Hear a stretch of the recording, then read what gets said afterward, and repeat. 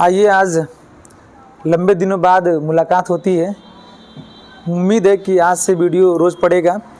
हम यह आपको बताना चाह रहे हैं कि अभी हाल ही में आपका एग्ज़ाम सीटेट का चल रहा है, ऑनलाइन जीडी का चलेगा और कुछ आने वाले वैकेंसियों 2023 में आपका आएगा, यूपी टेट आएगा, अन्य जो भी परीक्षाएं होंगी, पीईटी फिर आना ही आना है। तो उन सभी में एक टॉपिक आपको मिलेगा। हिंदी सेक्शन की बात करें तो हिंदी में आपको एक टॉपिक मिलेगा संधि। कोई ऐसा एग्ज़ाम नहीं, चाहे वह लो लेवल से यहाँ तक कि हाई स्कूल एग्ज़ाम से लेकर और अपर तक आईएएस पीसीएस की परीक्षाओं तक हिंदी से संबंधित संधि टॉपिक से हर बार एग्ज़ामों में सवाल आते हैं। चाहे वह वीडियो हो, लेखपाल हो, पुलिस हो या कोई भी वनडे एग्जामिनेशन हो, इसमें आपको एग्ज़ाम में सवाल आते हैं। एक बार हम आपके चैनल पर अपने चैनल पे स्वागत करते हैं आपका। आरजे क्लासेस की तरफ से आप सभी लोगों को नव वर्ष की हार्दिक शुभकामनाएं। अब हम बात करेंगे संधि की। संधि होता क्या है, संधि किसे कहते हैं, संधि के कितने प्रकार हैं, संधि के कितने भेद हैं, संधि कितने रूपों में होती है, संधि को बनाया क्यों गया, तोड़ा क्यों गया, हुआ क्यों, इसका प्रयोग क्या होता है, ये सारी विषय पर हम चर्चा करेंगे आज के सेशन में। बात करेंगे संधि। संधि किसे कहते हैं, तो संधि को समझेंगे कि दो भाग जब इसको तोड़ेंगे हम तो एक होगा सम, दूसरा होगा धी। सम मन होता है बराबर, धी मन होता है मिलना। किसी भी प्रकार वर्णों के मेल को हम क्या बोलते हैं, संधि कहते हैं। मतलब दो अलग अलग वर्ण अगर मिल जाते हैं तो क्या बोलेंगे, संधि कहेंगे। ठीक है ना। संधि विच्छेद। अब देखिए संधि को हम संधि विच्छेद करेंगे। विच्छेद मतलब होता है तोड़ना। जब तोड़ेंगे अर्थात संधि को तोड़ना। जैसे एक शब्द हमने ले लिया, बहुत ही सिंपल, हर बार हर बच्चा मुझे लगता है कि इस बात को जानता होगा, विद्यालय। विद्यालय को अगर हम संधि विच्छेद करें, अब समझेंगे कि क्या यह लिखना क्या है। बहुत से बच्चे नहीं समझ पाते हैं कि यह द्य होता क्या है। पहले द्य, इस विद्यालय को समझने के लिए हम शुद्ध रूप में लिखने का प्रयास करेंगे। अर्थात यह हो जाएगा विद्यालय, द के बाद या ल य। यह इसका थोड़ा सा विस्तृत रूप है। ठीक। अब एक बात यहाँ समझ लेंगे कि जब हम वर्णों का मेल कहते हैं तो वर्णों का विग्रह भी तो, वर्णों का विच्छेद भी तो कहलाएगा। अब उसी को हम बोलते हैं एक शब्द में वर्ण विच्छेद। क्या बोलते हैं, वर्ण विच्छेद। थोड़ा इस पर चर्चा कर लेते हैं, जो कि इस वर्तमान के नए सेशन में नए पैटर्न पे एक सवाल बनने की पूरी उम्मीद है। वर्ण विच्छेद से, वर्ण विच्छेद क्या होता है। हम इसी विद्यालय का अगर वर्ण विच्छेद करें तो यह हो जाएगा व। जब किसी भी व्यंजन वर्ण के नीचे हलंत लग जाता है तो वह आधा होता है। आधा का मतलब उससे स्वर अलग हो जाता है। स्वर कैसे अलग होगा, स्वरों की सहायता से ही व्यंजन वर्ण का उच्चारण किया जाता है। तो अगर हम स्वर की सहायता से व्यंजन वर्ण का उच्चारण करते हैं तो यहाँ पर वह हो गया। अब इसको पूरा लिखना है वी। तो वी लिखने के लिए अब देखिए यहाँ पर छोटी ई की मात्रा है कि बड़ी ई, हाँ गुड, छोटी ई की मात्रा है। तो यह हो जाएगा छोटी ई की मात्रा प्लस यह द ऑलरेडी आधा है अर्थात स्वर नहीं है उसमें, तो द लिख दिया हमने, प्लस य में, तो य को अगर हम स्वर निकालते हैं तो क्या निकलेगा बाबू, आ। ल में से स्वर निकालेंगे तो यह क्या बचेगा, अ। और य में से निकालेंगे तो क्या बचेगा, अ। यह है पूरा विद्यालय का वर्ण विच्छेद। बात समझ गई ना।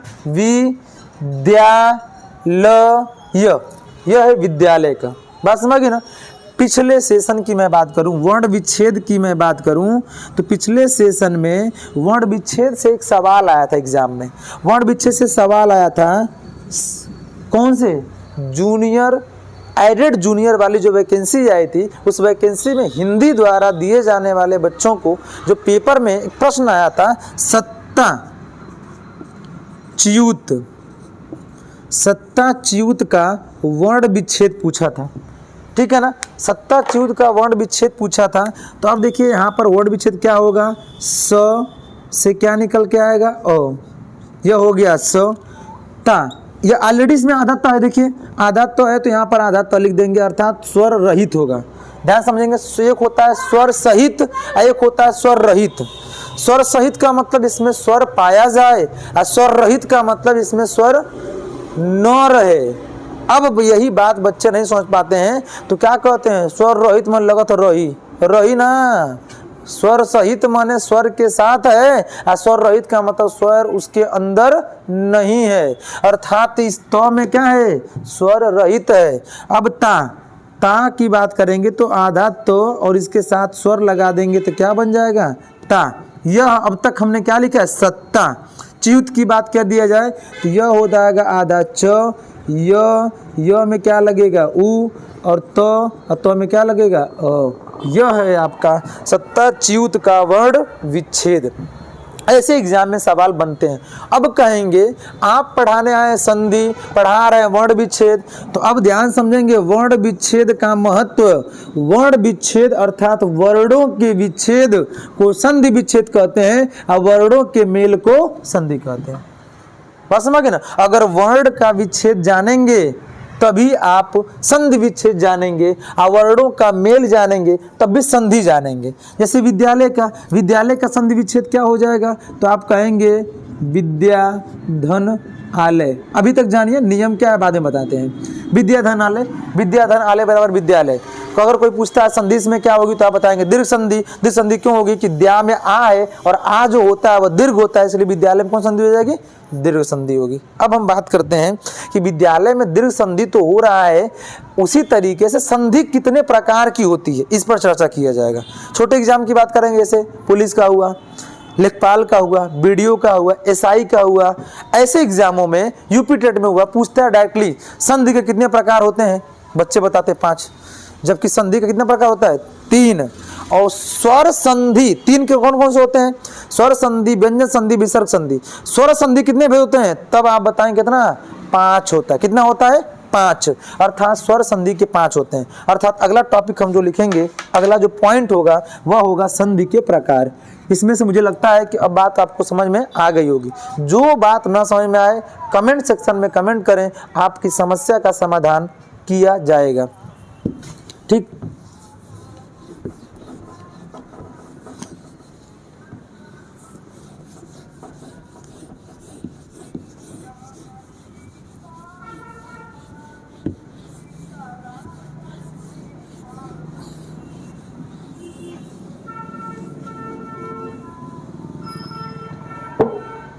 चलिए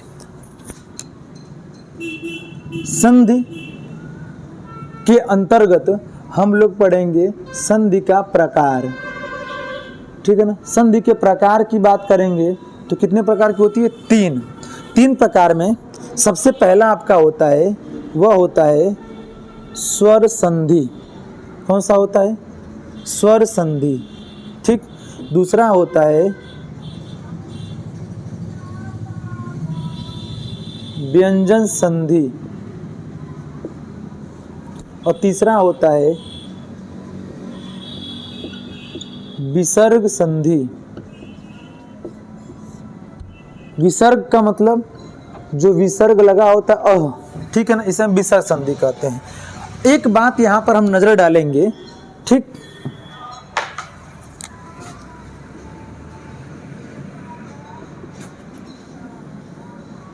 तीन होते हैं।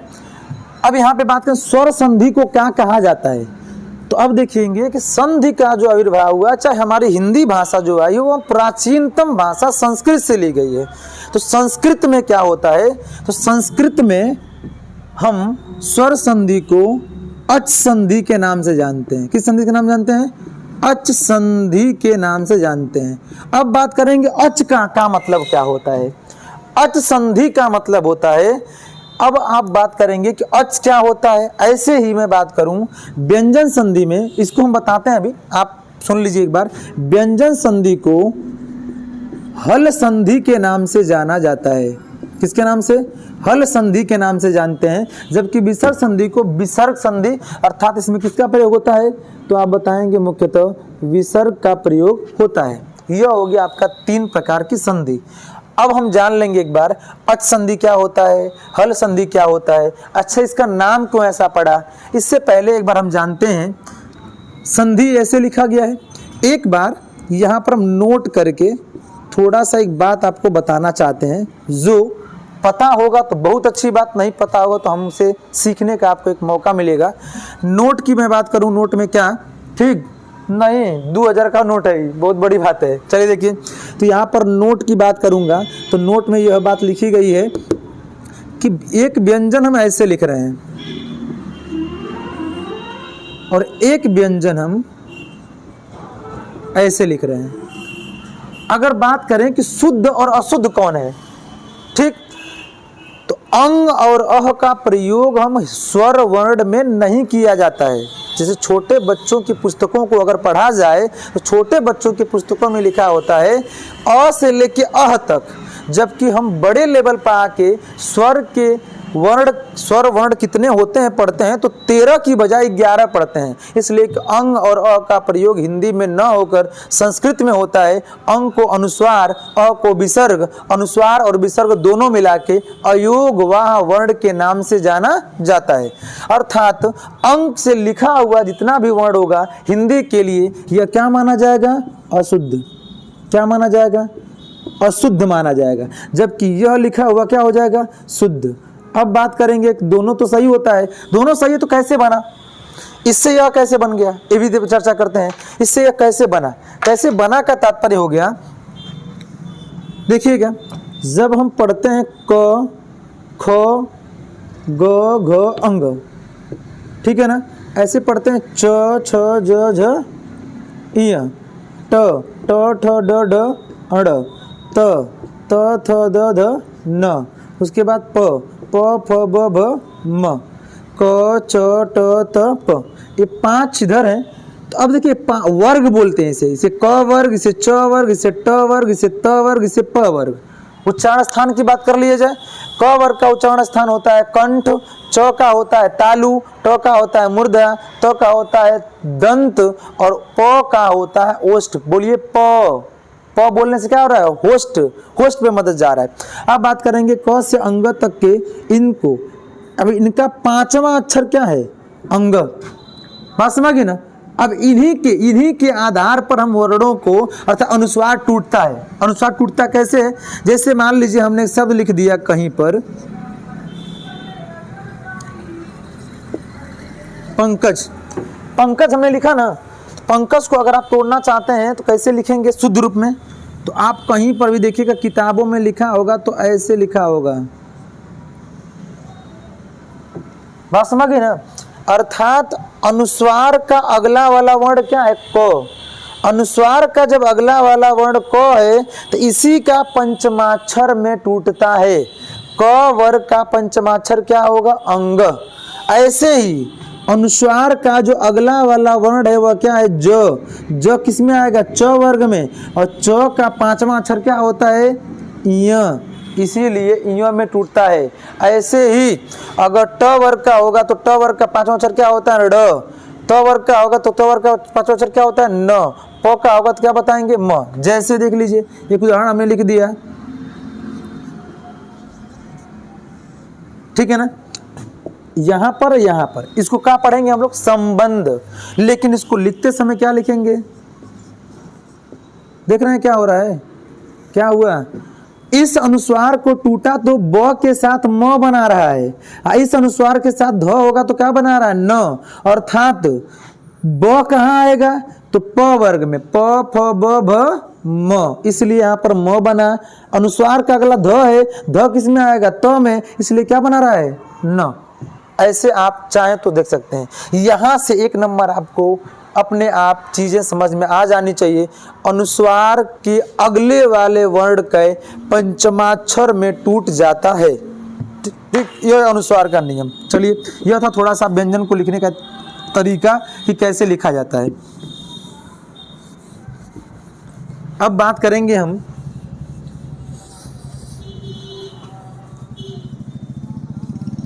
ठीक है, देखते हैं। अब हम बात करेंगे कि अच संधि क्यों कहा जाता है, हल संधि क्यों कहा जाता है।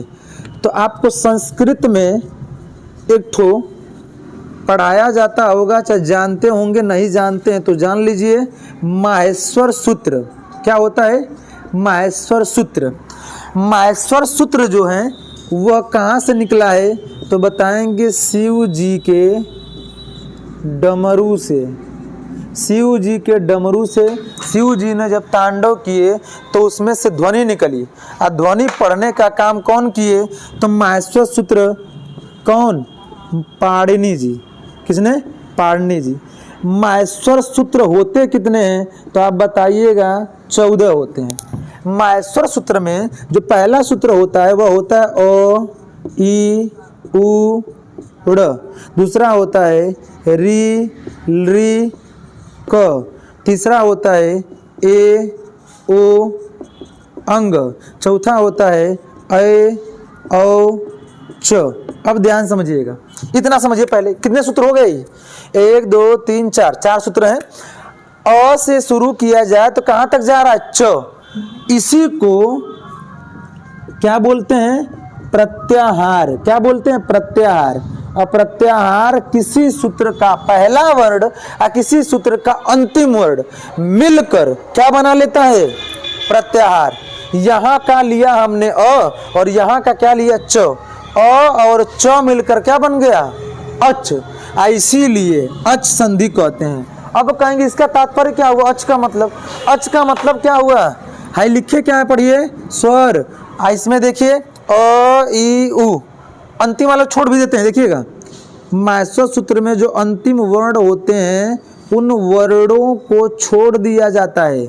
अगर छोड़ दिया जाए तो क्या बचा, ओ ई उ, इसका दीर्घ क्या हो जाएगा, आ बड़ी बड़ा उ, 6 री 7 8 9 10 11।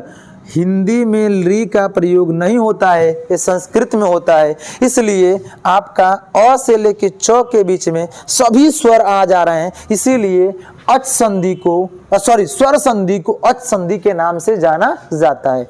अब हम बात करेंगे हल संधि क्यों कहते हैं, इस पर चर्चा करेंगे कि हल संधि क्यों कहा जाता है।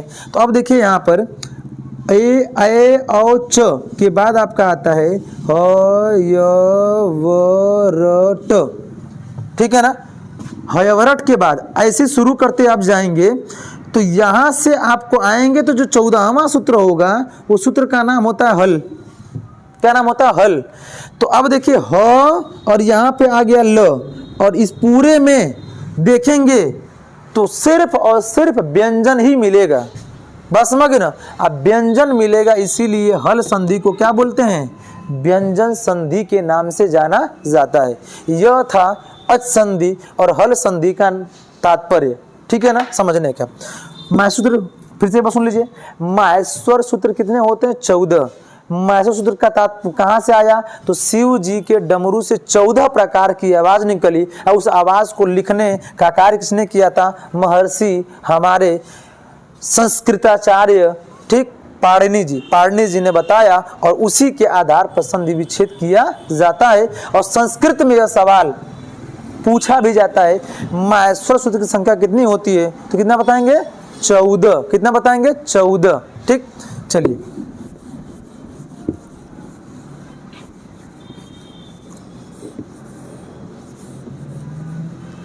देखते हैं। अब देखिए स्वर संधि के कितने भेद होते हैं, तो आप बताइएगा 5 भेद होते हैं। 5 भेद में कौन कौन सा होता है, तो सबसे पहले होता है दीर्घ संधि। कौन सा होता है, दीर्घ संधि। दूसरा कौन सा होता है, तो आप बताएंगे गुण संधि। कौन सा होता है, गुण संधि। तीसरा पूछेंगे बताएंगे तो कहेंगे वृद्धि संधि। कौन सा होता है, वृद्धि संधि, ठीक। अगला यण संधि। कौन संधि होती है, यण। और अंतिम 5वां होता है तो आप बताएंगे अयादि संधि। कौन सा होता है, अयादि संधि।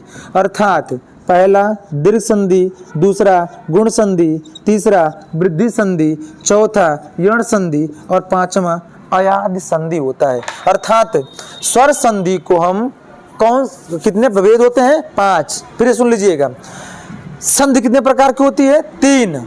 और स्वर संधि कितने प्रकार की होती है, 5, ठीक है ना।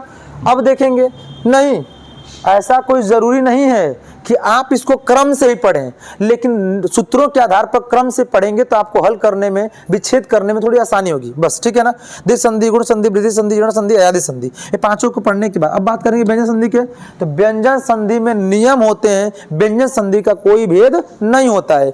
विसर्ग संधि में भी नियम होते हैं, विसर्ग संधि का भी कोई भेद नहीं होता है, ठीक है ना। चलिए अब आते, बारी बारी पढ़ा जाएगा। दीर्घ क्या होता है, गुण क्या होता है, वृद्धि क्या होता है, ऋण क्या होता है, आदि क्या होता है, इन सब के बारे में हम क्या करेंगे, पढ़ेंगे, ठीक है ना। ठीक, तो हम बात करते हैं कि अगले सेशन में, लेक्चर में आपको बता देंगे कि दीर्घ संधि क्या होता है, ठीक है ना। देखते हैं एक बार।